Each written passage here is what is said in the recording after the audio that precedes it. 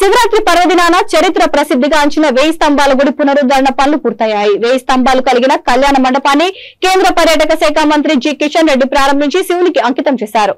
1163 సంవత్సరాలలో కాకతీయ పాలకుడైన రుద్రదేవుడు కట్టించిన 1000 స్తంభాల మండపం విదేశీ అయిన తుగ్లక్ పాలనలో ధ్వంసం కాగా 132 స్తంభాలు మిగిలాయి. మండపం ప్రమాదకర పరిస్థితుల్లో ఉండడంతో 2006లో కాంగ్రెస్ ప్రభుత్వం కూల్చి ఏఎస్ఐ ఉద్యోగుల సహకారంతో పునరుద్ధరణంగా దాదాపు పూర్తి చేసి శివరాత్రి రోజున ప్రజలకు అంకితం చేశామని ఆయన అన్నారు. శివుని కృపతో రాబోయే రోజుల్లో ప్రపంచ ఆర్థిక రంగంలో 3వ శక్తిగా అవతరిస్తుందని మంత్రి కిషన్ రెడ్డి ఈ సందర్భంగా అన్నారు. ఈ కార్యక్రమంలో బీజేపీ జిల్లా అధ్యక్షురాలు రావు పద్మ, వరంగల్ ఎంపీ పసునూరి దయాకర్, వరంగల్ పశ్చిమ ఎమ్మెల్యే నాయని రాజేందర్ రెడ్డి, ఎమ్మెల్సీ బండా ప్రకాష్, ఆలయ ప్రధాన అర్చకులు గంగు ఉపేంద్ర శర్మ, స్థానిక కార్పొరేటర్ అభినయ్ భాస్కర్ పాల్గొన్నారు.